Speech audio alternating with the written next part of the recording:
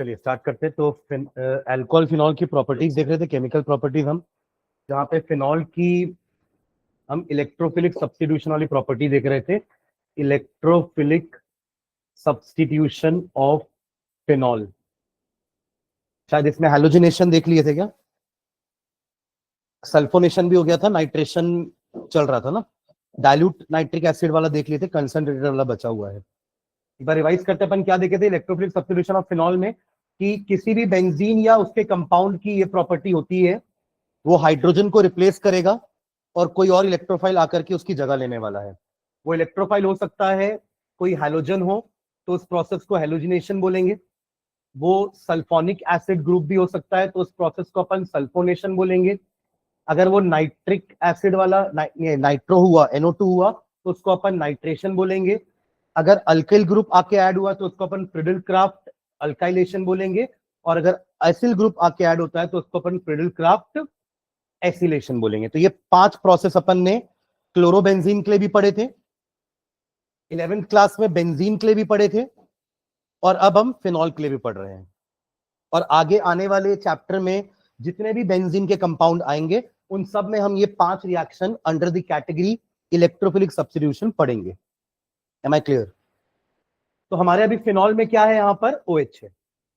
हमने बात की थी कि OH एक इलेक्ट्रॉन डोनेटिंग ग्रुप है, तो ये अपने इलेक्ट्रॉन पेयर क्या करेगा, रिंग में डोनेट करेगा, जिससे कि ortho, para and ortho in positions पे इलेक्ट्रॉन डेंसिटी बढ़ेगी। हमने 5 रेजोनेटिंग स्ट्रक्चर्स बनाए थे, उन 5 रेजोनेटिंग स्ट्रक्चर्स में से जो बीच के 3 स्ट्रक्चर्स थे, उसमें ये नेगेटिव चार्जेस कहां कहां पर थे, ऑर्थो एंड पैरा पोजीशंस पे। इसका मतलब ये हुआ कि इनका जो भी इलेक्ट्रोफाइल आएगा वो ऑर्थो और पैरा पोजीशन पे ही अटैक करेगा। दैट इज वाई हमने क्या नाम दिया था OH ग्रुप को, it is a ortho para directing group. OH group is a ortho para directing group. यहां तक क्लियर है? कोई डाउट यहां तक? आयुष पक्का है ना? अब फिनॉल का जब हमने हैलोजिनेशन करवाया था, तो हमने ये देखा था कि जब हम हैलोजिनेशन में कोई सा भी हैलोजन ले सकते हैं, आप क्लोरीन ले सकते हो, आप ब्रोमीन ले सकते हो, आप आयोडीन ले सकते हो। जनरली हम ये 3 लेते हैं। क्लोरीन जनरली हम नहीं लेते हैं क्योंकि वो थोड़ा एक्सोथर्मिक रिएक्शन शो करते हैं। ठीक है, तो आपने ये ले लिया फिनॉल और आपने ले लिया था ब्रोमीन। अपन इसके 2 रिएक्शन देखे थे, एक था ब्रोमीन वाटर के साथ और एक था bromine in carbon disulphide. Bromine water के साथ और दूसरा था ब्रोमीन इन कार्बन डाइसल्फाइड। दोनों में अंतर क्या था? जब आपने इसको वाटर के साथ लिया था तो क्या हुआ था, आपका ये फिनॉल भी खुद आयनाइज हो गया था। आयनाइज होके क्या बना था, फिनॉक्साइड आयन। फिनॉक्साइड आयन ये है C6H5O।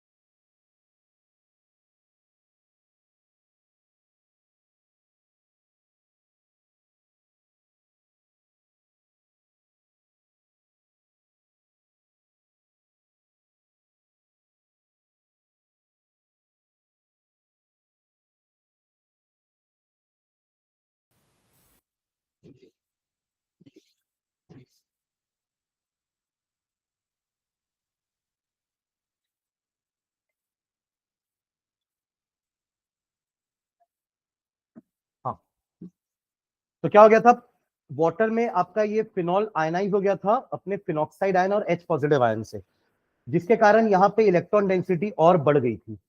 इसलिए तीनों जगह पर ब्रोमीन आकर के अटैच हुआ था और आपको क्या मिला था, 2,4,6 ट्राइब्रोमोफिनॉल। तीनों जगह जाके ब्रोमीन अटैच हो गया था। कौन सी तीनों जगह? वही 3 जगह जहां पर इलेक्ट्रॉन डेंसिटी ज्यादा बढ़ती है। तो इतनी ज्यादा बढ़ गई इलेक्ट्रॉन डेंसिटी कि सारे ब्रोमीन जाकर के अपनी अपनी जगह पर अटैच हो गए। तो अगर आपको ऐसा प्रोडक्ट नहीं चाहिए तो आप वाटर मत लेना, वाटर लोगे तो ऐसा ही मिलेगा। Am I clear? क्योंकि ऑलरेडी OH जो है ना, इलेक्ट्रॉन डेंसिटी बढ़ा चुका था। पानी में जाने के बाद फिनॉक्साइड ने और ज्यादा इलेक्ट्रॉन डेंसिटी बढ़ा दी उन्हीं पोजीशंस पे, ऑर्थो, पैरा और ऑर्थो पे। इससे क्या हुआ, बहुत ज्यादा इलेक्ट्रोफिलिक सब्स्टिट्यूशन हो गया, तीनों जगह पर हो गया। एक ही बार में। पर अगर आपने एक नॉन पोलर सॉल्वेंट लिया होता CS2 या CCl4 या CHCl3, ये सब थोड़े से लेस पोलर सॉल्वेंट होते हैं। पानी तो बहुत पोलर सॉल्वेंट है, ये लेस पोलर सॉल्वेंट होते हैं। तो इनमें अगर आप फिनॉल को मिक्स करोगे ब्रोमीन के साथ तो इस टाइप का आयनाइजेशन नहीं हो पाएगा। और अगर फिनॉक्साइड आयन नहीं बनेगा तो इलेक्ट्रॉन डेंसिटी उतनी नहीं बढ़ेगी, तो आपको मोनोहैलोजन मिलेगा। क्या मिलेगा?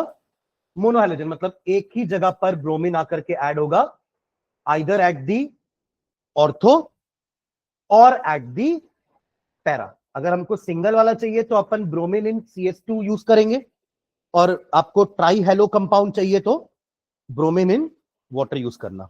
इसका एक वो भी था टेस्ट कि ये व्हाइट कलर का पीपीटी था, लिखे थे ना व्हाइट पीपीटी, देखो एक बार ब्रैकेट में ना व्हाइट पीपीटी लिखवाया था। ये टेस्ट भी हो जाएगा फिनॉल और अल्कोहल का, कि अगर आप अल्कोहल में ब्रोमीन वाटर मिक्स करोगे तो व्हाइट पीपीटी नहीं आएगा, फिनॉल में ब्रोमीन वाटर मिक्स करेंगे तो व्हाइट पीपीटी आ जाएगा। तो समझ जाना ये फिनॉल है, ये अल्कोहल है, ठीक है। सल्फोनेशन भी कुछ ऐसे ही कराया था हमने। सल्फोनेशन में एक बार सल्फोनिक एसिड ऑर्थो में गया था, दूसरे बार पैरा पे, ये हो गया था। नाइट्रेशन हमने लिखा था डाइल्यूट के लिए, दो हेडिंग में पढ़ रहे थे। पहले लिख रहे थे डाइल्यूट नाइट्रिक एसिड के लिए, तो उसमें बहुत अच्छा फिनोमिना देखा था हमने। क्या देखा था नाइट्रिक एसिड वाले में? कि आपके दो प्रोडक्ट बनेंगे, यहां भी हर बार दो प्रोडक्ट बनेगा, एक ऑर्थो वाला और एक पैरा वाला। तो एक बार आपके फिनॉल में, मुझे बस याद दिलाना कि इसमें क्या देखा था अपन ने, है ना। यहाँ पे एक बार नाइट्रो ग्रुप यहां लगेगा ऑर्थो वाला, और एक बार नाइट्रो ग्रुप कहां लगने वाला है आपका? पैरा पोजीशन पे। NO2 ऑर्थो पे, NO2 पैरा पे। इसका नाम क्या था? Ortho nitrophenol, ortho nitrophenol. और ये था हमारा पैरा नाइट्रोफिनॉल। इसका मिक्सचर मिलेगा अपन को, जिसको अपन सेपरेट करेंगे थ्रू फ्रैक्शनल डिस्टिलेशन। तो क्वेश्चन यहां पे ये था कि किसका बॉइलिंग पॉइंट कम होगा, कौन पहले स्टीम डिस्टिलेशन शो करेगा। तो अपन ने देखा था कि इसमें ऑर्थो ऑर्थो के बीच में, ऑर्थो ऑर्थो के बीच में क्या होने वाला है? इंटर नहीं, इंट्रामोलिक्यूलर हाइड्रोजन बॉन्डिंग। और पैरानाइट्रोफिनॉल्स के बीच में क्या होने वाला है? Intermolecular hydrogen bonding. Intermolecular hydrogen bonding से दो मॉलिक्यूल के बीच का फोर्स ऑफ अट्रैक्शन बढ़ेगा, इंट्रा से दो मॉलिक्यूल के बीच का नहीं बढ़ेगा। खुद आपस में दोनों कर रहे हैं ना रिएक्ट, मतलब दोनों खुद ही यहीं पे बॉन्ड बना लिए दोनों। यहां पे तो क्या हुआ, ये आपने किसी दूसरे मॉलिक्यूल के साथ हाइड्रोजन बॉन्ड बनाया है, लाइक दिस, और ये फिर नीचे किसी के साथ बनाएगा। तो यहां पर ये दोनों मॉलिक्यूल का फोर्स ऑफ अट्रैक्शन बढ़ेगा, पर ये अपने दूसरे मॉलिक्यूल के साथ कोई अट्रैक्शन शो नहीं कर रहा है other than van der Waals force of attraction, क्योंकि ये तो आपस में बिजी हैं दोनों within the molecule hydrogen bond बनाने के लिए। और इसने क्या किया है? अपने दूसरे मॉलिक्यूल के साथ हाइड्रोजन बॉन्डिंग बनाई है। तो इसका बॉइलिंग पॉइंट क्या होगा? ज्यादा होगा। इसका बॉइलिंग पॉइंट क्या हो जाएगा? कम, जिससे ये पहले स्टीम डिस्टिल हो जाएगा, ये बाद में होगा। Am I clear? तो इस तरीके से अपन इन दोनों के मिक्सचर को अलग कर सकते हैं। इससे क्वेश्चन आता है कि which is more steam distil, है ना, ऑर्थोनाइट्रोफिनॉल या पैरानाइट्रोफिनॉल। तो ऑर्थोनाइट्रोफिनॉल, और भी रीजन के साथ, तो हमारा आंसर होगा ऑर्थोनाइट्रोफिनॉल। और उसका रीजन क्या होगा कि इन ऑर्थोनाइट्रोफिनॉल, ये दोनों आजू बाजू है ना, इसलिए इंट्रामोलिकुलर हाइड्रोजन बॉन्डिंग हो गई। पर ये दोनों तो आजू बाजू नहीं है, ये तो दूर है ना, तो ये किसी और अपने ही मॉलिक्यूल के साथ इंटरमोलिकुलर हाइड्रोजन बॉन्डिंग बनाएंगे। क्लियर है यहां तक? यहीं तक हमारा हुआ था लास्ट क्लास में, है ना। चलो आगे बढ़ते हैं, लिखना नीचे। ये सब हमने बात की थी नाइट्रिक एसिड के डाइल्यूट वाले के साथ, अब आगे लिखेंगे कंसंट्रेटेड वाले के साथ। देखो नीचे, with concentrated nitric acid, with concentrated nitric acid, with concentrated nitric acid, in the presence of concentrated H2SO4, in the presence of concentrated H2SO4 with concentrated nitric acid, in presence of concentrated H2SO4, phenol gives 2,4,6 trinitrophenol, 2,4,6 trinitrophenol, bracket में इसका common name लिखना, picric acid, picric acid, picric acid. Reaction लिख लो, ये रहा phenol,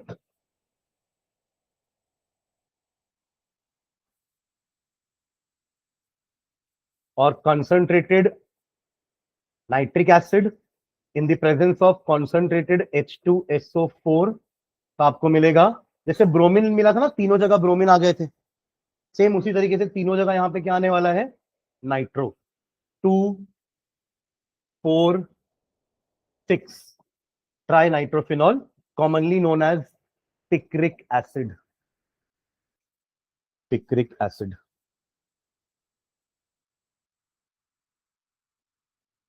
ठीक है,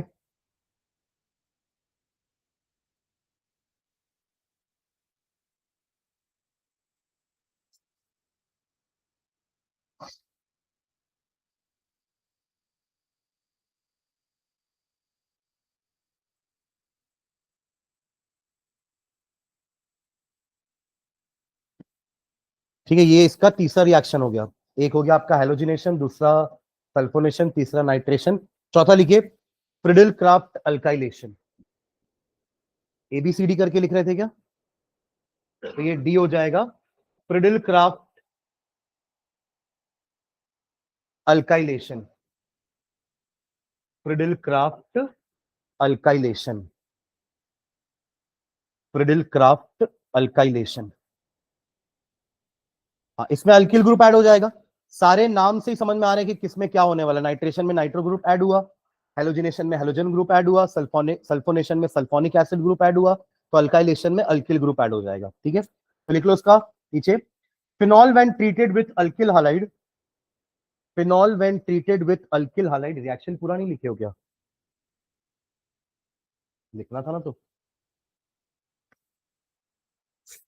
alkylation, phenol when treated with alkyl halide, लिख लो पहले, phenols when treated with alkyl halides,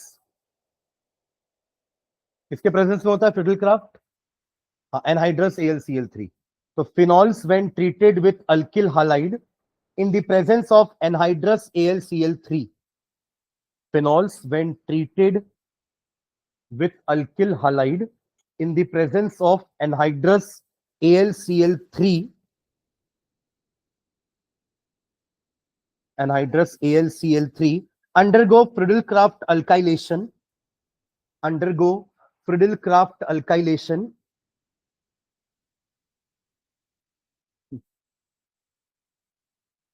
undergo Friedel-Crafts alkylation to form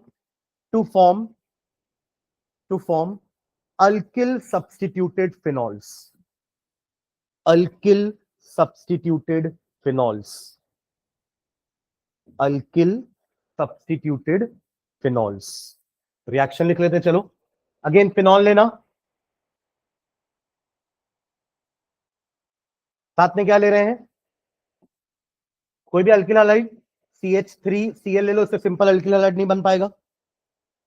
in the presence of anhydrous AlCl3, तो क्या आएगा, वही दो पोजीशन पे अल्किल ग्रुप जुड़ने वाला है, एक जाएगा ऑर्थो पे और दूसरा जाएगा आपके पैरा पे,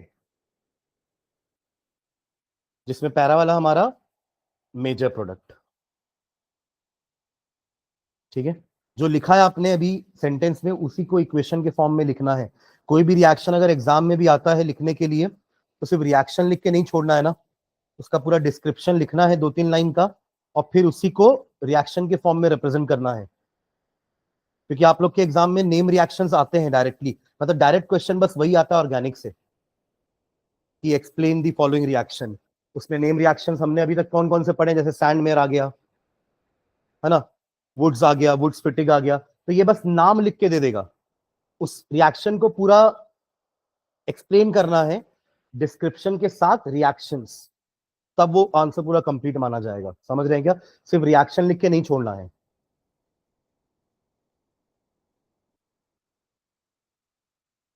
और ये इलेक्ट्रोफिलिक सब्स्टिट्यूशन तो याद होना चाहिए आप लोग को अब, क्योंकि अपन अब ये तीसरी बार कर रहे हैं। एक बार 11th में बेंजीन के साथ किए थे, फिर 12th में आने के बाद क्लोरोबेंजीन के साथ किए, और अब फिनॉल के साथ कर रहे हैं वही काम। और अभी तक तो हमने दोनों जो पढ़े ग्रुप, वो दोनों आपके ऑर्थोपैरा डायरेक्टिंग ग्रुप ही है।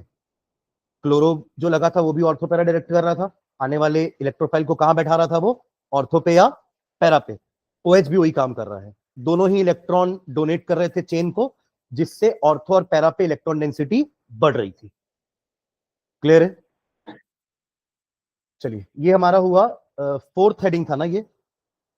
कौन कौन सी हेडिंग में अपनी प्रॉपर्टीज पढ़ी? पहले अपन पढ़ रहे थे O बॉन्ड H बॉन्ड का क्लीवेज, फिर C बॉन्ड OH बॉन्ड का क्लीवेज, ये दूसरा हेडिंग था हमारा। फिर एक पूरा alcohol as a whole reaction था। फिर चौथा हमने फिनॉल का, यही पढ़ा ना चौथा। तो पांचवा लिखो, पांचवा रिएक्शन, ये बहुत इंपॉर्टेंट रिएक्शन है, नेम रिएक्शन है लिखना। पांचवा Kolbe's reaction, Kolbe's KOLBE, KOLBE, Kolbe's reaction, Kolbe's reaction. अच्छा, एसिलेशन मैंने अलग से नहीं लिखवाना, पर एसिलेशन भी वैसे ही होगा। अल्काइलेशन में आपने क्या लिया? CH3Cl, तो CH3 ऐड हुआ ना जाकर के बेंजीन रिंग में, कहां पे? ऑर्थो और पैरा पे। एसिलेशन में आप एसिल ग्रुप ले लेना, तो ये जाके ऐड हो जाएगा ऑर्थो और पैरा पे। सेम रिएक्शन एनहाइड्रस AlCl3 के साथ, ठीक है ना? चलो, तो कॉल्बेज रिएक्शन लिखो, हाइफन डाल के लिखना इसमें। Sodium phenoxide, sodium phenoxide, sodium phenoxide, क्या होगा सोडियम फिनॉक्साइड का फॉर्मूला? हाँ, फिनॉल, फिनॉल के ऊपर वो Na नहीं, फिनॉक्साइड के साथ Na, है ना? ये आपका बेंजीन हो गया, ये फिनिल है, ये अभी तो बेंजीन है, पर एक, और इसका फॉर्मूला क्या हो जाएगा? C6H6। ये तक, यहां तक क्लियर है ना? ये तो सबको आता है ना? इसमें से अगर मैं एक H हटा दूं तो ये बन जाएगा C6H5। एक बॉन्ड जरूर लगाना, क्योंकि बॉन्ड कम है इसकी अभी, है ना? आपने एक हाइड्रोजन को हटाया है, तो ये होता है फिनिल। ये क्या है? फिनिल। अब इसी में मैंने ONA लगाना है, पहले O लगाते हैं, तो ये क्या हो गया? फिनॉक्साइड, अभी भी नेगेटिव चार्ज है, फिनॉक्साइड। और अब इसमें आ जाएगा हमारा सोडियम, तो ये बन गया सोडियम फिनॉक्साइड। समझ गया क्या पूरा एक एक वर्ड? सोडियम फिनॉक्साइड, ठीक है, ओके। तो क्या लिखे? Sodium phenoxide when heated with carbon dioxide, sodium phenoxide when heated with carbon dioxide at 400 kelvin, at 400 kelvin. देखो, टेम्परेचर प्रेशर थोड़ा बहुत ऊपर नीचे चल सकता है ना, चलेगा। रिएक्टेंट्स प्रोडक्ट सही लिखने हैं। आप समझ रहे हो मैं क्या बोल रहा हूँ? कंडीशन अपन इतने सारे रिएक्शन की नहीं याद रख सकते ना, कि किसमें कितना केल्विन जा रहा है, किसी में तो 623 एकदम ऑड नंबर हो जाता है। आप कितने की एक टेम्परेचर प्रेशर याद रखेंगे? हाँ, बस ये याद रखना कि थोड़ा हाई टेम्परेचर रहता है, नॉर्मल रूम टेम्परेचर पे रिएक्शन नहीं हो रहा है। हाँ, तो क्या लिखे? At 400 kelvin under a pressure of, under a pressure of 4 to 7 ATM, under a pressure of 4 to 7 ATM। Normal pressure 1 ATM होता है, उससे 4 to 7 टाइम्स प्रेशर चाहिए, 4 to 7 ATM, followed by acidification, followed by acidification, followed by acidification। दो process हम बहुत बार कर रहे हैं, एक एसिडिफिकेशन और दूसरा हाइड्रोलिसिस। एसिडिफिकेशन में अपन एसिड ऐड कराते हैं, और हाइड्रोलिसिस में पानी ऐड कराते हैं। ये काफी बार हो रहा है इस चैप्टर के रिएक्शंस में, ठीक है। Followed by acidification gives gives gives 2 hydroxy benzoic acid, 2 hydroxy benzoic acid, 2 hydroxy benzoic acid. इसका स्ट्रक्चर बना के दिखाओ मेरे को पहले, रिएक्शन बाद में देखेंगे, पर ये जो बना है ना प्रोडक्ट, इसका स्ट्रक्चर क्या होगा? 2 हाइड्रोक्सी बेंजोइक एसिड, ट्राई करो। दो फंक्शनल ग्रुप है इसमें, हाइड्रोक्सी बोले तो OH, और बेंजोइक एसिड बोले तो COOH, दोनों लगे हुए हैं। 2 हाइड्रोक्सी बेंजोइक एसिड, कोई ज्यादा बड़ा स्ट्रक्चर नहीं है ना, ठीक है। कुछ तो बना, एटलीस्ट इतना तो बना दे तो मेरे को लगेगा कि हाँ चलो पीयूष को आ रहा है, कुछ तो बना रहा है। तो कहाँ, तो उतना भी नहीं बनाया, खाली पड़ा है। हाँ, और बेंजोइक एसिड तो बना सकते हैं क्या? बेंजोइक एसिड क्या होता है? ये बेंजोइक एसिड हो गया, है ना। और देखो आपने नॉमेनक्लेचर पढ़ा है कि अगर सिंगल फंक्शनल ग्रुप है तो वही प्रेफरेंस वाला होगा। मतलब अगर सिर्फ OH होता तो हमारा नाम ऑल से एंड होता, ऑल होता है ना सफिक्स OH के लिए, अल्कोहल सफिक्स क्या होता है, ऑल। और कार्बोक्सिलिक एसिड का सफिक्स क्या होता है, ओइक एसिड। अरे ethanoic acid, propanoic acid, butanoic acid, ऐसी बेंजोइक एसिड हो जाएगा। तो ये बेंजोइक एसिड समझ में आया। अब अगर कंपाउंड में दो ग्रुप है, यानी कि OH भी है और COOH भी है, तो अब लड़ाई होगी दोनों के बीच में कि किसका सफिक्स लगेगा। आप बेंजोल ओइक एसिड तो नहीं बोलोगे, अच्छा ही लगेगा बोलने में, समझ रहे मैं क्या बोल रहा हूं। तो दोनों में से कोई एक का सफिक्स लगेगा, दूसरे वाले को मजबूरी में प्रीफिक्स में जाना पड़ेगा। और वो दूसरा वाला कौन होता है हमारा, जो कम प्रेफरेंस वाला ग्रुप होता है। हम 11th में नॉमेनक्लेचर में पढ़ते थे कि एक ऑर्डर है हमारे पास किसका, फंक्शनल ग्रुप का, जिसमें OH और COOH में COOH का प्रेफरेंस ज्यादा होता है OH से। तो अपने आप आपका सफिक्स COOH का लगेगा, यानी कि ओइक एसिड, और ये चला जाएगा ब्रांच बन के सामने प्रीफिक्स में हाइड्रोक्सी। तो आपका ये हो जाएगा जो मैंने आपको नाम लिखवाया। अगर ये 1 कार्बन है तो ये सेकंड कार्बन हुआ ना, तो 2 पे क्या लगा है, और ये क्या है, benzoic acid, 2 hydroxy benzoic acid. तो जब भी ऐसा आपको कहीं दिखे कि दो फंक्शनल ग्रुप हैं, तो पहले आपको पहचानना है कि दोनों में प्राइमरी ग्रुप कौन सा है, प्रिंसिपल ग्रुप कौन सा है, उस वो जाएगा सफिक्स में, जो बच गया वो जाएगा प्रीफिक्स में। तो इन दोनों में COOH हमारा प्राइमरी फंक्शनल ग्रुप होता है, तो वो जा रहा है ओइक एसिड बन के, बन गया बेंजोइक एसिड। और ये हमारा सेकेंडरी ग्रुप है, जिसका अब अपन ऑल नहीं लगा सकते, तो अपन OH के हिसाब से क्या लगाएंगे, हाइड्रोक्सी। तो हर फंक्शनल ग्रुप का हमने सफिक्स भी पढ़ा है, प्रीफिक्स भी पढ़ा है। जैसे कि CHO का सफिक्स होता है अल, एल्डिहाइड, और उसका प्रीफिक्स होता है फॉर्मिल। कीटोन का सफिक्स होता है ओन, और उसका प्रीफिक्स होता है कीटो या ऑक्सो। दोनों वर्ड यूज कर सकते हैं, कीटो या ऑक्सो, समझ रहे हैं क्या। वैसे COS से भी बड़ा ग्रुप होता है SO3H, तब उस केस में आप इसको ओइक एसिड नहीं करोगे, सल्फोनिक एसिड से नाम एंड होगा, तब ये चला जाएगा आपका कार्बोक्सिल बन के, ये क्या हो जाएगा, कार्बोक्सिल। एम आई क्लियर, ठीक है। तो इसका स्ट्रक्चर समझ में आ गया ना आपको। फिनॉल और COH दोनों है। इसका कॉमन नेम भी ब्रैकेट में लिख लो, जहां भी आपने नाम लिखा ना, 2 फिनिल, क्या लिखा, 2 हाइड्रोक्सी, उसके ब्रैकेट में फॉर्मूला लिखो, उसका नाम लिखो common name, salicylic acid, SALICYLIC, salicylic acid.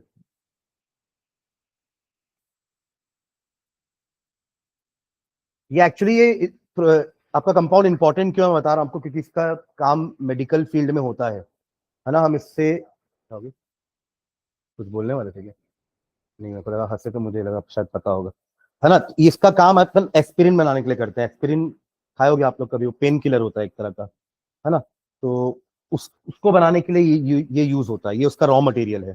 That is why this reaction is important, ठीक है। चलो रिएक्शन लिखते हैं इसका, लिखो नीचे रिएक्शन ले लो। क्या क्या लिया आपने, जो लिखे हो उसी के हिसाब से रिएक्शन बना डालो। क्या लिखा आपने, शुरू शुरू किससे किए थे, सोडियम फिनॉक्साइड। तो सोडियम फिनॉक्साइड ये रहा, इसका रिएक्शन किसके साथ करवाए थे,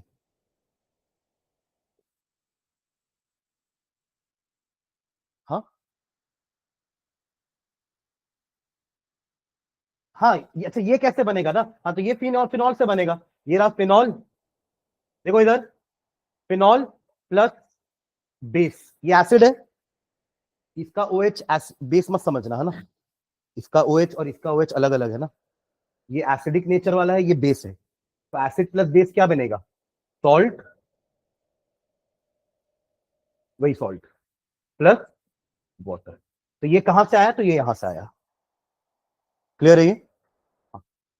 CO2 आगे बढ़ाओ उसको रिएक्शन को, ये आ जाएगा आपका OH, ऊपर लग जाएगा OH, और नीचे आ जाएगा COONA, COONA, फॉलोड बाय अपन क्या लिखे, नेक्स्ट क्या कराएंगे इसका, एसिडिफिकेशन, है ना। एसिडिफिकेशन के लिए आप HCl ले सकते हो, तो डाइल्यूट HCl ले लेना, डाइल्यूट HCl।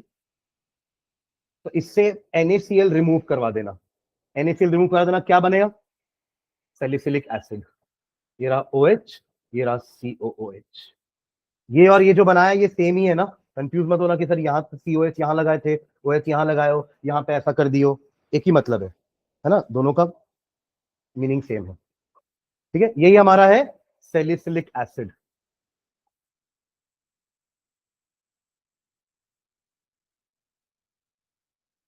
अब इसके नीचे इसका इंपॉर्टेंस लिखते हैं, एस्पिरिन वाला। हो गया यहां तक सबका? नीचे लिखो, salicylic acid is the starting material. Salicylic acid is the starting material. Salicylic acid is the starting material for the manufacture of, for the manufacture of,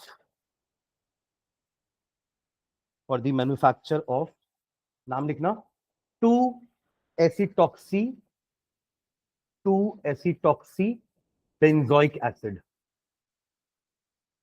अभी जो 2 पे फिनॉल लगा है ना, इसका नाम क्या था? 2 phenol, sorry 2 hydroxy benzoic acid, यही था इसका नाम, 2 हाइड्रोक्सी।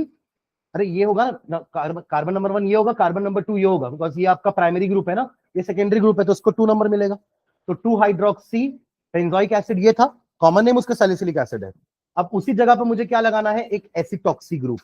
बाकी बेंजोइक एसिड तो वही रहेगा, मतलब इतने को अपन को कुछ नहीं करना है, जो होगा ये ऊपर वाले में होगा, OH की जगह पे। ठीक है, हाँ। तो 2-एसिटॉक्सी बेंजोइक एसिड, ब्रैकेट में लिख लो एस्पिरिन, इसका कॉमन नेम है aspirin, ASPIRIN, aspirin, which is widely used for relieving pain. Aspirin का भी यूज लिख लो, which is widely used for relieving pain, for relieving pain। कई बार फीवर में भी खाते हैं अपन, टेम्परेचर डाउन करने के लिए। ठीक है, चलो इसका रिएक्शन लिख लेते हैं। ले लो सैलिसिलिक एसिड, एस्पिरिन बनाएंगे, सैलिसिलिक एसिड ले लो,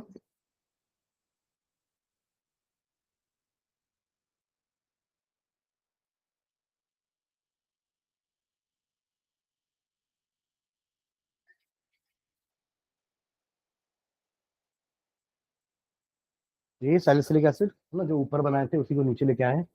और एसिटॉक्सी ग्रुप के लिए ना आप ये वाला कंपाउंड लेना, एसिड एनहाइड्राइड, एसिड एनहाइड्राइड, नाम लिख लो इसका। एसिड एनहाइड्राइड बोलते हैं या एसिटिक एनहाइड्राइड भी बोल सकते हैं। ये बनता कैसे है ना, मैं आपको बता दूं तो आपको ये कंपाउंड का फॉर्मूला भी याद रहेगा ना, कोई टफ नहीं है फॉर्मूला इसका, अगर आपको पता रहे ये फॉर्मूला आया कहां से है तो। लिख लिया यहां तक? अब समझना, ऊपर कहीं मार्जिन में आप लोग भी लिखना कि ये बना कैसे है, ध्यान देना इधर। देखो एसिटिक वर्ड आया है एसिटिक एसिड से, है ना। एसिटिक एसिड क्या होता है?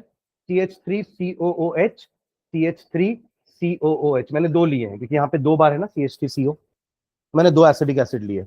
एनहाइड्रस या एनहाइड्राइड का वर्ड का मीनिंग होता है पानी रिमूव करना, यानी कि एनहाइड्रस सूखा, तो इन दोनों में से मिला के पानी हटा दिए। ठीक है, क्या बचा? जो बचा वही लिख दिए।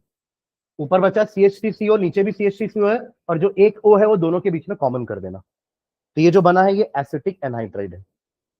समझ रहे हैं क्या? ये हमारे कार्बोक्सिलिक एसिड का डेरिवेटिव होता है, क्योंकि बना तो उसी से है ना, इसलिए क्या बोलेंगे अपन? कार्बोक्सिलिक एसिड का क्या है? डेरिवेटिव है। ऐसे अपन 3 डेरिवेटिव और पढ़ेंगे अगले चैप्टर में। OH को हटाओ और NH2 लगा दो, तो ये होता है अमाइड। OH हटाओ, NH2 लगाओ, ये होता है हमारा अमाइड। फिर OH हटाओ और Cl लगा दो, तो ये होता है हमारा एसिटिल क्लोराइड, जो अपन एसिलेशन में यूज करते हैं। ये यूज करते हैं ना अपन एसिलेशन करते वक्त, अभी हमने नहीं लिखा रिएक्शन एसिलेशन का, पर ये एसिलेशन के लिए यूज करते हैं अपन। ठीक है, और OH हटाओ और OR लगा दो, तो बन जाएगा एस्टर। तो एस्टर, अमाइड, एनहाइड्राइड और एसिल क्लोराइड, ये चारों ही हमारे कार्बोक्सिलिक एसिड के क्या है? डेरिवेटिव है, उसी के बच्चे हैं चारों। बस एक निकला है, OH हटा है, दूसरा लगा, OH हटा, एक और लगा, OH हटा, तीसरा लगा, OH हटा, चौथा लगा, 4 डेरिवेटिव बन गए।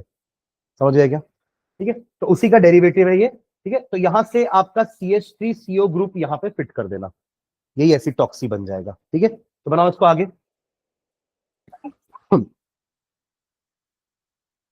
H हटा देना वहां से, O रहेगा, और उसी O में जाकर के आपका COCH3 लग जाएगा। एक तरह का एसिलेशन ही करवा रहे हैं अपन, सुन रहे हो क्या? आप एस्पिरिन के लिए एक लाइन में लिख सकते हो, क्या लिख सकते हैं अपन? Acylation of salicylic acid gives aspirin. Acylation, acylation तो हुआ, देखो ना ये एसिल ग्रुप है पूरा, ये जाकर के O में अटैच हो गया है, इसको कुछ नहीं करना है। Acylation of salicylic acid gives you aspirin, यही एस्पिरिन है। ठीक है, बचा क्या बताओ जल्दी से, क्या बाई प्रोडक्ट क्या बचेगा? क्या बचेगा जल्दी बताइए। CH3CO लग गया ना वहां पे, तो बचा क्या? CH3COH, कार्बोक्सी एसिड क्यों बोल रहे हो? एसिटिक एसिड बोलो ना, नाम बता दो ना उसका पूरा। कार्बोक्सी एसिड तो बहुत सारे होते हैं। क्या बचा यहां से? CH3COO, और यहां का जो H निकला है उसको यही तो सहारा देगा, है ना? तो ये हो जाएगा आपका एसिटिक एसिड। क्लियर है ये? यही काम आप इससे भी तो करवा सकते थे, देखो इसके पास भी तो CH3CO है ना, तो क्यों बड़े वाले ग्रुप लेना, आप ये भी ले सकते थे।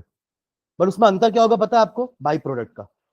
एस्पिरिन तो एस्पिरिन ही है ना, पर बाई प्रोडक्ट इसकी जगह क्या बनेगा जल्दी बताओ, जल्दी बताओ। HCl क्या बनेगा? देखो ना, ये CH3CO तो जाके जुड़ जाएगा वहां पर, H निकला और यहां क्या बचा, तो HCl बनेगा बाई प्रोडक्ट। तो आप इसकी जगह एसिल क्लोराइड भी ले सकते हो, अपन को तो एसिलेशन से मतलब है, किसी से भी करवाएं। क्लियर है ये? ठीक है, तो ये इंपॉर्टेंट है, इसमें नीचे लिख लेना एस्पिरिन है ये, एस्पिरिन। भले इसका अगर आपको IUPAC नेम नहीं याद रहे तो भी चलेगा, एटलीस्ट एस्पिरिन तो लिख देना। Two acetoxy benzoic acid is the IUPAC name, commonly known as aspirin. ठीक है, चलिए नेक्स्ट, अगला अगला एक नेम रिएक्शन और करेंगे। ये एक नेम रिएक्शन हुआ कॉल्बेज, इंपॉर्टेंट है, ये आता है एग्जाम में डायरेक्ट, है ना? अगले लिखेंगे रेमन टेमन रिएक्शन। लिखो नेक्स्ट, ये क्या था? पांचवा था, अगला छठवा, sixth, Reimer Tiemann reaction, REIMER, Reimer hyphen डाल के Tiemann, TIEMANN, Reimer Tiemann reaction. Tiemann Tiemann जो बोलना बोलो, कौन सा बोलो? RRR, Reimer Tiemann reaction. इसमें लिखो हाइफन डाल के, treatment of phenol with, treatment of phenol with,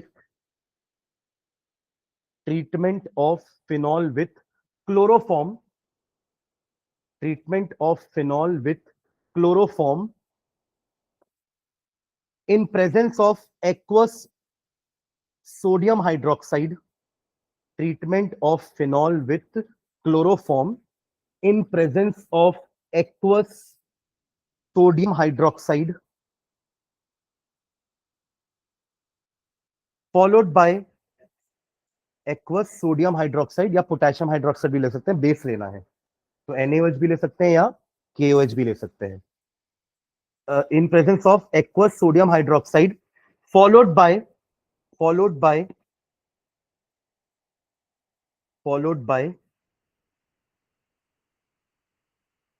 hydrolysis of the resulting product, followed by hydrolysis of the resulting product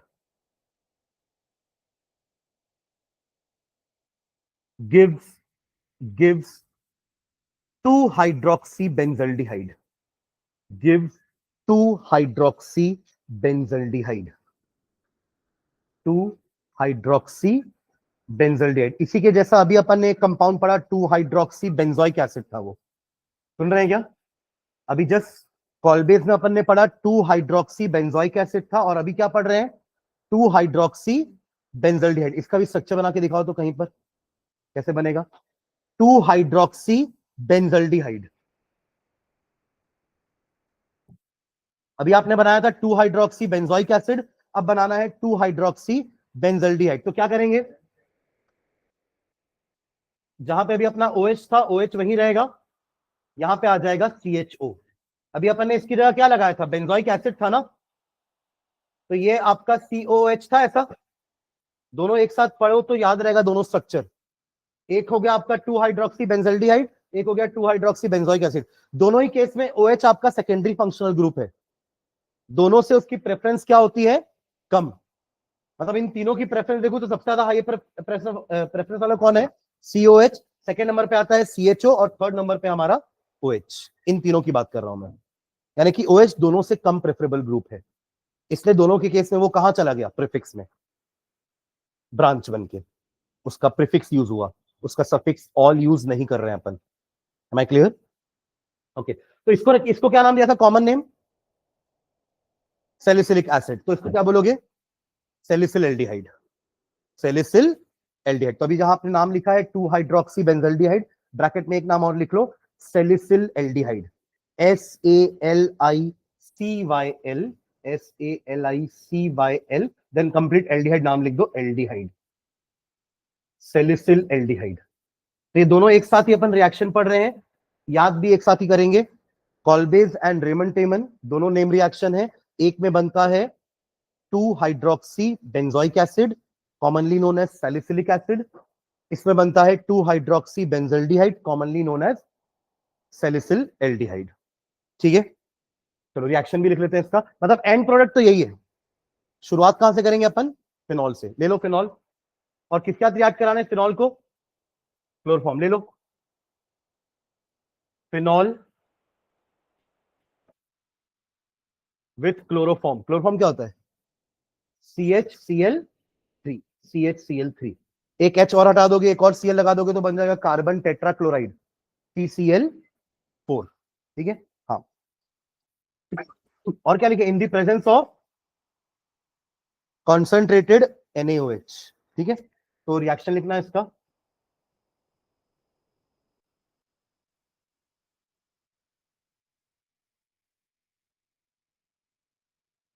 यहां से NaCl रिमूव हुआ है ना, बाकी चीजें ऐड हो गई हैं,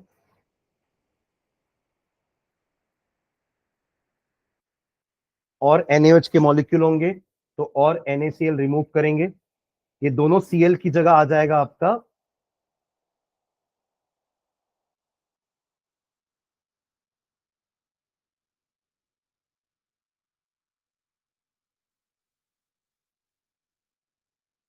आप चाहते तो इसी स्टेप में तीनों NaOH लगा सकते थे ना, मैंने एक सिंगल लगा के दिखाया, फिर दो एक साथ कर दिए।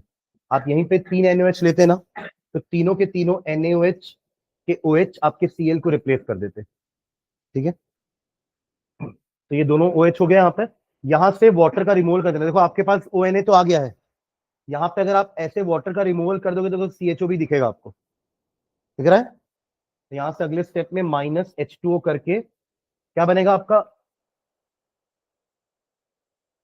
ONA रहेगा यहाँ पर, और यहां हो जाएगा आपका CHO।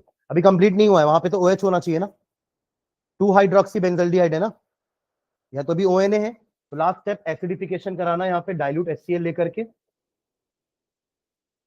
तो फाइनली एक NaCl रिमूव होगा और आपको मिल जाएगा salicyl aldehyde.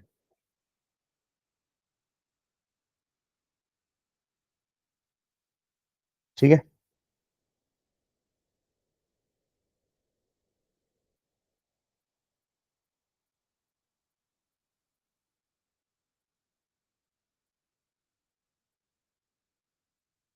2 hydroxy benzaldehyde commonly known as salicyl aldehyde.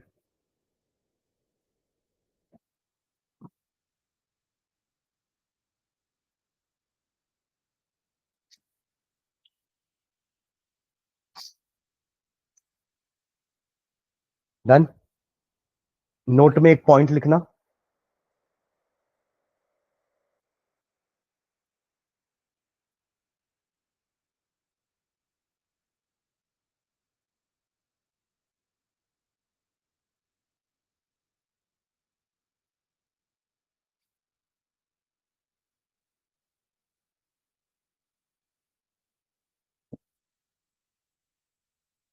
हो गया यहां तक, हाँ, नोट में लिखिए, if if instead of chloroform, if instead of chloroform carbon tetrachloride is used, if instead of chloroform carbon tetrachloride is used, if instead of chloroform carbon tetrachloride is used, then salicylic acid will be the major product. If in place of chloroform carbon tetrachloride is used, then the major product will be, the salicylic acid will be the major product. Salicylic acid will be the major product. Same काम अब आपको ना CCl4 के साथ करवाना है. कैसे होगा देखो, आप वही फिनॉल लोगे, अब यहां पे CHCl3 की जगह आप CCl4 ले लोगे, ठीक है. वही सेम NaOH, तो यहां क्या आएगा देखो ना, इसमें और इस स्ट्रक्चर में क्या डिफरेंस, आपको एक क्लोरीन हटाया यहां से, तो जो बचा वो यहां जुड़ गया ना, तो सेम काम इसके बाद भी करो ना, एक क्लोरीन हटाना, क्या बचा CCl3, और यहां आपका ONA आ चुका है. यहां तक ये स्टेप फॉलो किए. अब यहां पे आपने 2NaOH लिया था, अब 3NaOH ले लेना, क्योंकि तीनों Cl को हटाना है. यहां दोनों Cl को हटाना था तो मैंने 2NaOH लिया, अब मुझे यहाँ तीनों Cl को हटाना तो मैं 3NaOH लूंगा. तो अब अगला स्ट्रक्चर क्या होगा देखो, इसी के जैसा बनेगा कुछ, बट यहाँ पे तीनों जगह क्या आ जाएगा, OH OH OH, यानी कि ये आपका रहा ONA, और यहां क्या आ जाएगा H हटा देना, यहाँ पे H नहीं रहेगा, है ना, OH OH OH, जैसा यहां था वही है. फॉलो कर रहे हैं कि नहीं, बस यहाँ पे Cl2 था तो यहाँ 3 हो गया, तो यहाँ दोनों को रिप्लेस करके OH OH लगाए थे, अब तीनों को रिप्लेस करके OH OH OH लगाएंगे, ठीक है. फिर पानी निकाले थे, यहां से भी निकालो, क्या बच गया COOH, दिख रहा है आपको. वहां पानी निकालने का क्या बचा था CHO, तो बेंजल्डिहाइड बन गया था. यहां पानी निकालने का क्या बचा COH, तो अब क्या बन जाएगा सैलिसिलिक एसिड. अगला स्टेप वही है, यहां पे आपका CHO की जगह क्या आ जाएगा COOH, एसिडिफिकेशन के बाद यहां क्या मिलेगा आपको COH, सैलिसिलिक एसिड. समझ में आया क्या, लिख लो जल्दी से.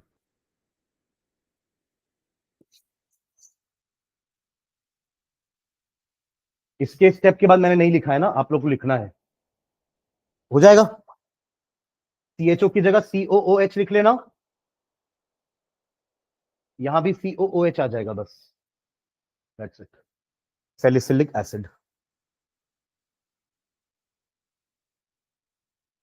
तो रेमन टेमन बहुत इंपॉर्टेंट है reaction exam point of view से, एक तो नेम रिएक्शन भी है.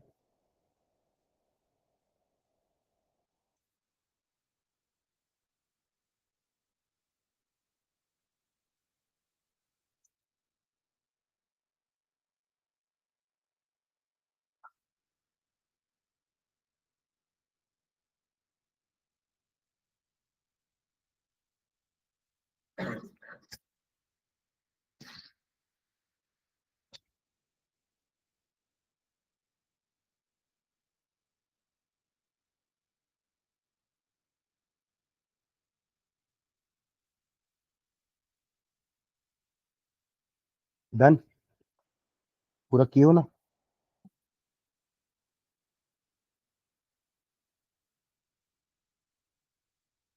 इसके आगे कंटिन्यू कर रहे हो ना, तो कॉल्ब्रिज एंड रेमन टेमन, ठीक है. तो ये हमारी पूरी केमिकल प्रॉपर्टीज हो गई हैं. नेक्स्ट हिंट डालना,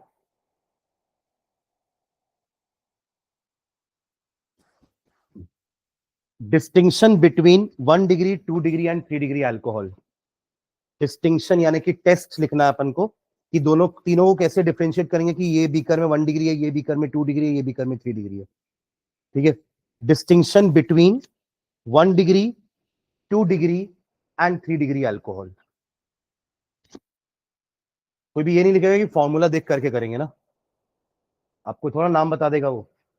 3 अलग अलग बीकर हैं बस, और तीनों में अल्कोहल है, बता दिया कि एक में 1 डिग्री 2 डिग्री एंड 3 डिग्री, बोल देगा कि एक बीकर में 1 डिग्री अल्कोहल है, दूसरे में 2 डिग्री है, तीसरे में 3 डिग्री है, पर आपको बताना कि कौन से बीकर में 1 डिग्री 2 डिग्री और 3 डिग्री है, ठीक है. वरना फॉर्मुला देखे तो कोई बता देगा ना, या नाम देख करके, कि जिसमें OH ग्रुप में, OH ग्रुप उस कार्बन से लगा हुआ है जो कि 2 कार्बन से अटैच है, तो ये हमारा हो जाएगा 2 degree alcohol.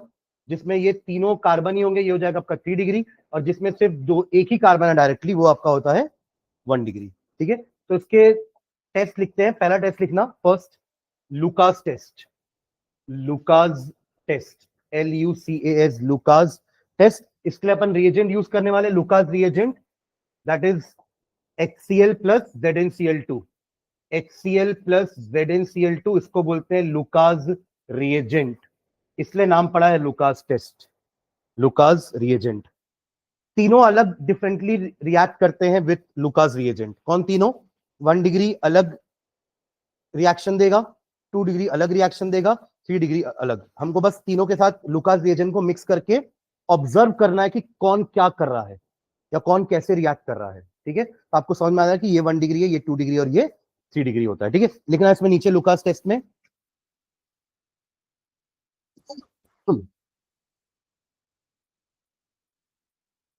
This test is based upon, this test is based upon, this test is based upon the difference in reactivity of, the difference in reactivity of, the difference in reactivity of 1 degree, primary को 1 degree बोलते हैं ना, comma 2 degree secondary, and 3 degree या tertiary भी लिख सकते हैं ना। कंफ्यूज मत होना कि सर 1 डिग्री 2 डिग्री 3 डिग्री हम हर बार बोले, ये प्राइमरी सेकेंडरी टर्शरी क्या है? तो प्राइमरी 1 डिग्री है, सेकेंडरी 2 डिग्री है और टर्शरी 3 डिग्री है। हाँ, तो difference in reactivity of 1 degree 2 degree and 3 degree alcohol with HCl, with HCl, with HCl। ठीक है, नीचे में लिखना, if the turbidity appears immediately, if the turbidity, TURBIDITY, if the turbidity appears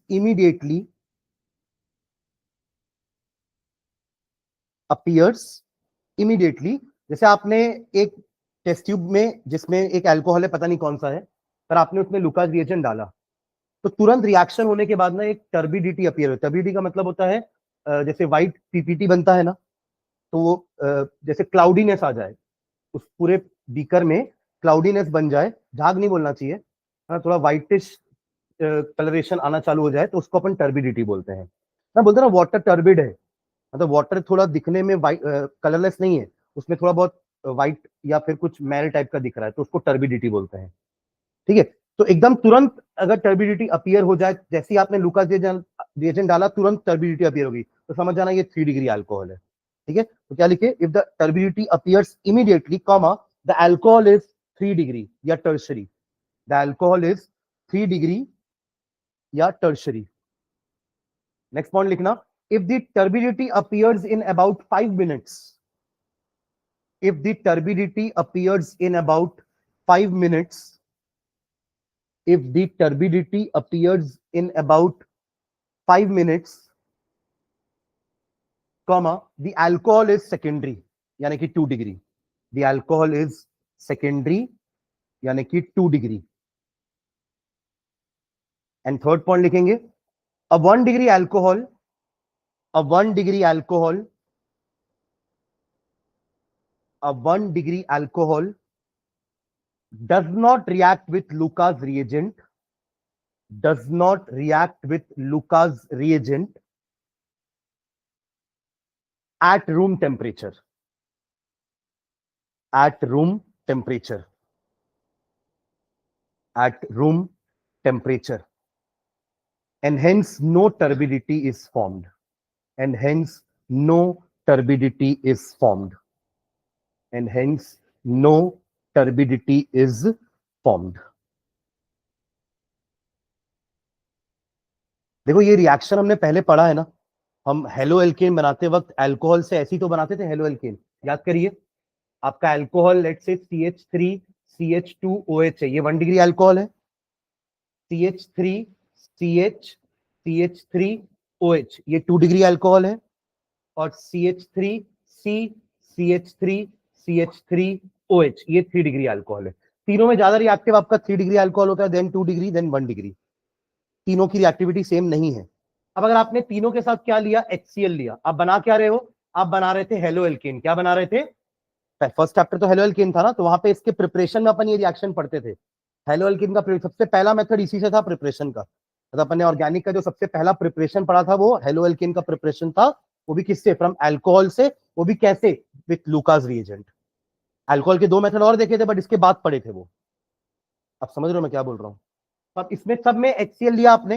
अब क्योंकि ये तो रिएक्टिव है, तो सिर्फ HCl भी लोगे तो काम हो जाएगा। ये रिएक्ट करेगा और क्या बना लेगा? OH रिप्लेस करेगा और क्या लग जाएगा यहाँ पे? Cl। ये बन गया हमारा हेलोएल्केन। 3 डिग्री हेलोएल्केन बना है। क्या बना है? 3 डिग्री हेलोएल्केन। इसकी रिएक्टिविटी इससे थोड़ी सी कम है ना, पर तब भी HCl के साथ रिएक्ट कर जाएगा वो। ज्यादा से ज्यादा ZnCl2 ले लेंगे तो काम कर जाएगा। तो आपको क्या मिलेगा? CH3 CH CH3 Cl बन गया। यहां पे भी, यहां पे आप ZnCl2 लोगे ना तो भी काम नहीं बनेगा, आपको टेम्परेचर बढ़ाना पड़ेगा। अभी पर हम इन तीनों का टेस्ट रूम टेम्परेचर पे ही कर रहे हैं, इसलिए आपने लिखा कि नो टर्बिडिटी अपीयर्स, रिएक्शन होगा ही नहीं। पर वहां तो हमको बनाना ही है, हम तो वहां बनाने ही बैठे थे ना हेलोएल्केन। तो हाई टेम्परेचर दोगे तब जाकर के OH रिप्लेस होगा इसमें। पर यहां हमारा मोटिव हेलोएल्केन बनाना नहीं है, यहां हमारा मोटिव है टेस्ट करना कि whether the given alcohol is 1 degree और नॉट। इसलिए मैं रूम टेम्परेचर पे ही तीनों का रिएक्शन करवा रहा हूं। तो जो कर गए वो 2 डिग्री और 3 डिग्री, जो नहीं किया वो 1 डिग्री, जो तुरंत कर गया और जो थोड़ी देर बाद किया 2 डिग्री। समझ गए क्या? तो रूम टेम्परेचर पे ही तीनों का टेस्ट परफेक्ट हो जाएगा। तुरंत वाला 3 डिग्री, थोड़ी देर बाद वाला 2 डिग्री, नहीं वाला 1 डिग्री। समझ गए क्या? Lucas test. ठीक है, सेकंड टेस्ट लिखो एक और, haloform test. Haloform test, haloform HALOFORM, haloform. इसके जैसा वर्ड अपन क्या पढ़े हैं? क्लोरोफॉर्म पढ़े ना, क्लोरोफॉर्म। तो हेलो क्या आ गया? हेलोजन, कोई सा भी हेलोजन। तो क्लोरोफॉर्म का फॉर्मूला क्या था? CHCl3। तो आयोडोफॉर्म क्या होगा? CHI3। अरे जैसे क्लोरोफॉर्म है वैसे आयोडोफॉर्म है। तो ब्रोमोफॉर्म क्या होगा? CHBr3। तो इन जनरल इनकी कैटेगरी को क्या बोल देंगे अपन? हेलोफॉर्म। अरे क्लोरीन होगा तो क्लोरोफॉर्म बोल देना, ब्रोमीन होगा तो ब्रोमोफॉर्म बोल देना, और आयोडीन होगा तो आयोडोफॉर्म बोल देना, क्या दिक्कत है? इन जनरल क्या बोल दिए? हेलोफॉर्म। करेक्ट। तो हेलोफॉर्म टेस्ट ब्रैकेट में लिखना, हेलोफॉर्म टेस्ट ब्रैकेट में लिख लो, आयोडोफॉर्म टेस्ट। इसका एक और नाम क्या है? आयोडोफॉर्म। देखिए अपन यूज आयोडीन नहीं करेंगे, आयोडोफॉर्म टेस्ट। आयोडोफॉर्म टेस्ट लिखो उसके बारे में नीचे, all alcohols containing the group, all alcohols containing the group CH3CHOH, ऐसा लिखना पूरा ना, all alcohols containing the group CH3CHOH linked to carbon or hydrogen atom, linked to carbon or hydrogen atom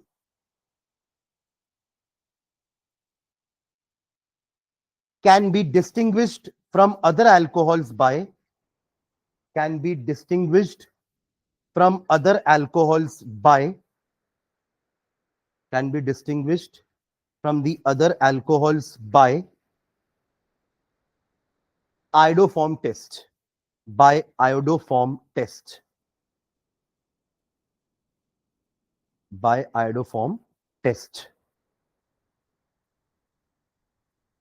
full stop.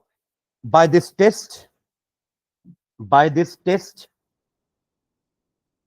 ethyl alcohol, ethyl alcohol, IUPAC name ethanol है ना, ethyl alcohol तो उसका common name है, ethanol is the IUPAC name. So by using this test, ethyl alcohol can be distinguished from, can be distinguished from methyl alcohol, comma propane 2-ol, comma propane 2-ol can be distinguished from propane 1-ol, propane 2-ol can be distinguished from propane 1-ol, and butane 2-ol can be distinguished from butane 1-ol. Butane 2-ol can be distinguished from butane 1-ol. पर ऐसा क्या हो रहा है कि वो distinguish कर पा रहे हैं? तो नीचे एक लाइन लिखना, when alcohol containing the group when alcohol containing the group when alcohol containing the group CH3CHOH, when alcohol containing the group CH3CHOH is heated with is heated with is heated with iodine is heated with iodine and aqueous NaOH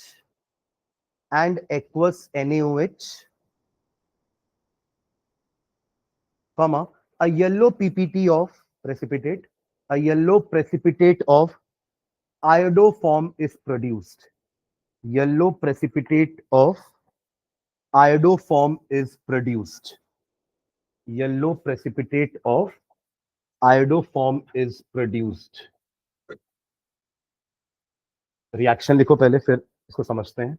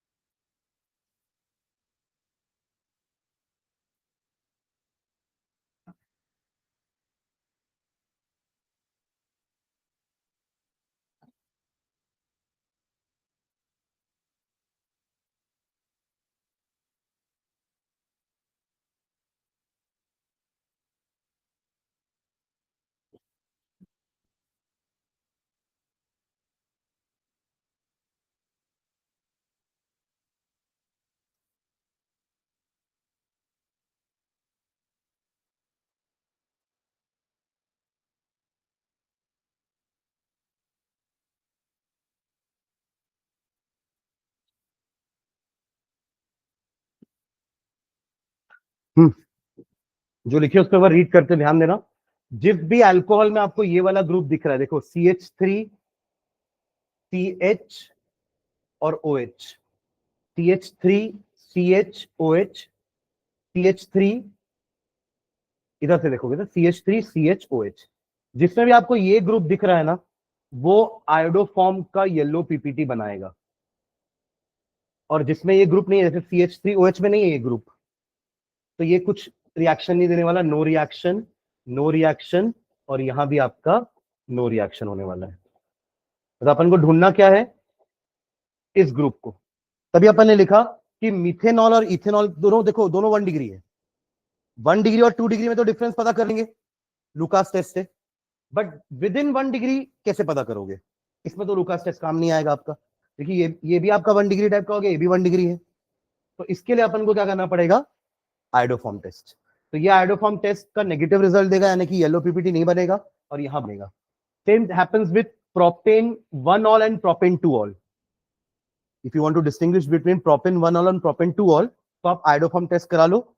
जो yellow PPT दिया वो आपका propane 2 all होगा, जो yellow PPT नहीं दिया वो propane 1 all होगा. Same happens with butane 1 ol and butane 2 all. मतलब विद इन आइसोमर्स भी देखो आप डिफरेंशिएट कर पा रहे हो. प्रोपेन 1 ऑल प्रोपेन 2 ऑल क्या है, आइसोमर तो है दोनों. ब्यूटेन 1 और ब्यूटेन 2 ऑल क्या है, दोनों आइसोमर्स हैं. तो विद इन दी आइसोमर्स भी आप डिफरेंशिएट कर पा रहे हो कि कौन सा ब्यूटेन 1 ऑल है, कौन सा ब्यूटेन 2 ऑल है, with the help of iodoform test. ठीक है, हमें ये ग्रुप ढूंढना है बस, CH3 CHOH. ठीक है, तो इसमें बाकी तीनों में रिएक्शन में नो रिएक्शन, नो रिएक्शन लिख लेना, जो भी जिसमें भी आपको ये ग्रुप नहीं दिखेगा. तो ये आपका हेलोफॉर्म टेस्ट या commonly known as iodoform test. और ये CHI3 का येलो पीपीटी सब में रहेगा ना, जो भी टेस्ट पॉजिटिव दे रहा है.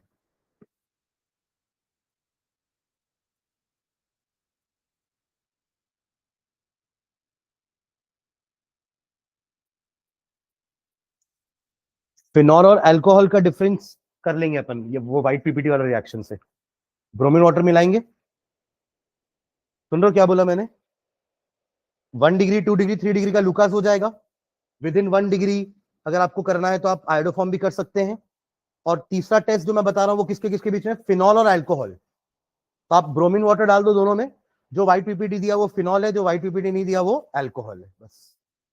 ठीक है, तो ये हमारे टेस्ट हो गए।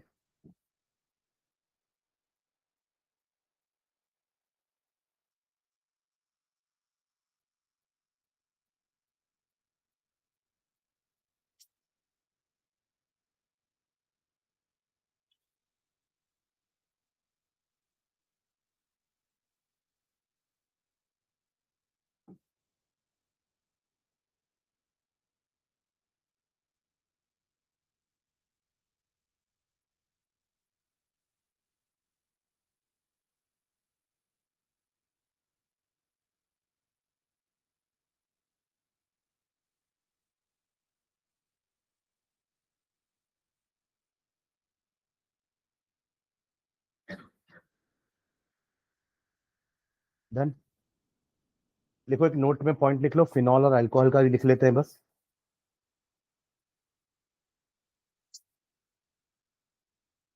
phenols can be distinguished from the alcohol. phenol phenol ये है।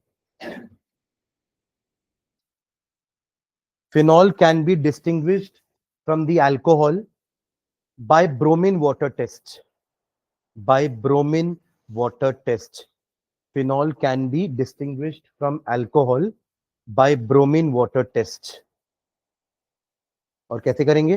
तो फिनॉल को अगर ब्रोमीन वाटर टेस्ट के साथ मिलाएंगे, द ब्रोमीन वाटर के साथ मिलाएंगे, तो it will form a white PPT, whereas alcohol will not.